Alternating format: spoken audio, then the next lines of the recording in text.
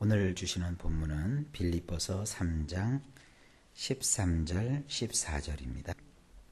오늘은 치료의 명약 8번째가 되겠습니다. 의학계에서 사람을 치료하기 전에 쥐를 가지고 여러 가지 실험을 합니다. 한 번은 쥐를 가지고 우울증을 실험을 해봤어요. 우울증은 도대체 사람을 어떻게 만드는가, 이제 그것에 대해서 동물을 가지고 실험을 한 겁니다. 쥐를 가지고 오른쪽과 왼쪽으로 이렇게 나누어서 오른쪽이랑 왼쪽 모두 쥐를 상자 속에 집어넣고 그 상자 안에는 쳇바퀴를 집어넣어놨어요. 쳇바퀴는 쥐가 그 속에 들어가서 막 자기 마음대로 돌릴 수 있는 그런 쳇바퀴입니다. 양쪽 모두 쥐를 집어넣어 놓고 거기다가 전기 쇼크를 준 거예요. 전기 쇼크를 일정한 시간 동안에 팍 가했더니 쥐가 전기가 오를 거 아닙니까? 그런데 희한한 장치를 해놨어요. 왼쪽 쥐는 그 전기가 올 때 쳇바퀴를 막 돌려요. 그런 쳇바퀴를 돌리면 전기 쇼크가 딱 멈추게 해놨어요. 근데 오른쪽 쥐는 쳇바퀴를 막 돌려도 전기가 안 멈춰요. 그러니까 전기 쇼크가 탁 올 때 이 왼쪽에 있는 왼쪽 쥐는 얼른 쳇바퀴 올라가지고는 쳇바퀴를 막 돌리면 전기가 딱 끊기는 거예요. 전기가 안 오니까 괜찮았어요. 근데 오른쪽 쥐는 쳇바퀴를 돌려도 전기가 계속되고 쳇바퀴를 안 돌려도 전기가 계속되는 거예요. 그러니까 조금 지나니까 왼쪽 쥐는 쳇바퀴를 돌리면 전기 쇼크가 멈춘다는 것을 일종의 학습을 하게 된 거죠. 근데 오른쪽 쥐는 자기가 아무리 땀 흘려 수고해서 쳇바퀴를 돌려도 전기 쇼크가 멈추질 않으니까 그만 오른쪽 쥐는 우울증에 걸려버렸어요. 왜 우울증에 걸렸는가 하고 이 과학자가 살펴보니까 오른쪽 쥐는 자기 마음대로 할 수 없었기 때문에 아무리 애를 써도 자기 힘으로는 전기 쇼크가 멈추질 않으니까 그것 때문에 우울증에 걸린 거예요. 이번에는 우울증에 걸린 오른쪽 쥐를 왼쪽으로 옮겨놓고 똑같은 실험을 하면서 관찰을 해봤어요. 왼쪽은 자기 마음대로 할 수 있잖아요. 전기 쇼크가 오면 쳇바퀴를 돌림으로 전기 쇼크를 멈출 수가 있는 권한이 주어진 곳입니다. 그런데 이미 오른쪽에서 우울증에 걸려버린 쥐는요, 그곳에서 아무런 학습 효과가 없는 거예요. 아예 오른쪽에서 쳇바퀴를 돌리다 지쳐서 돌려봤자 쇼크가 멎지 않으니까 왼쪽으로 와서도요, 돌리기만 하면 쇼크가 멈추거든요. 전기 쇼크를 주면 그냥 가만히 넋놓고 있는 거예요. 포기해버린 거죠. 해결의 열쇠를 그 손에 쥐어줬어도 이제는 소용이 없는 거예요. 자, 이런 것이 그 우울증 실험의 결과였습니다. 사람도 마찬가지입니다. 사람도요, 그 다윗을 보게 되면 시편 13편 2절에 이런 말씀을 기록하고 있어요. 내가 나의 영혼에 경영하고 종일토록 마음에 근심하기를 어느 때까지 하오며. 인생도 살다 보면 근심을 할 날이 와요. 근데 그 근심을 해도 다윗은 종일토록 마음에 근심을 했대요.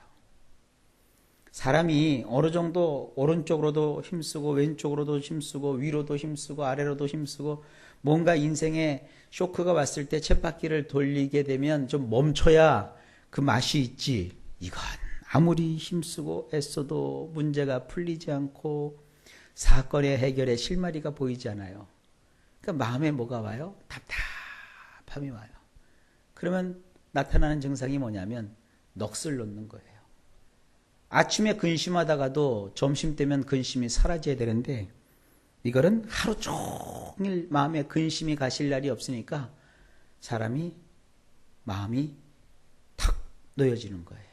그리고 우리는 뭐라고 하느냐면 우울해진다 그래요. 우울해진다. 우울해지니까 뭐 별별 현상이 다 나타납니다.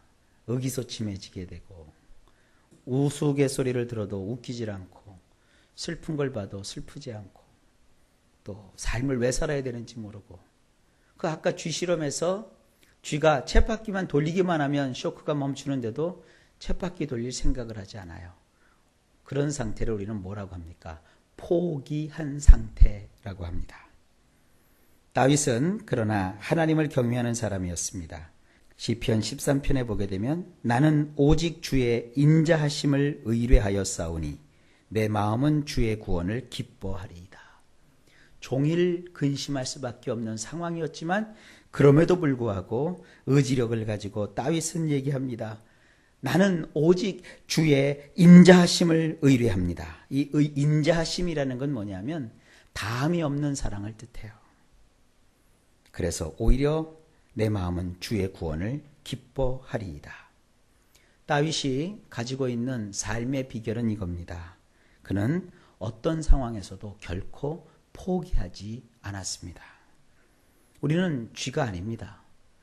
우리는 우울증에 걸렸다고 해서 거기에 푹 빠져 있을 연약한 인간이 아닙니다. 우리는 결코 하나님 신뢰하는 것을 멈추지 않을 수 있는 그와 같은 신앙과 의지력을 가진 인간입니다. 순간적으로 우리가 절망과 좌절을 느끼고 포기하고 싶은 생각이 든다 할지라도 우리는 그와 같은 생각에 우리 자신을 맡길 필요가 없습니다. 하나님은 바울을 통해서 우리에게 이런 교훈을 주셨습니다. 오늘 읽었던 본문입니다.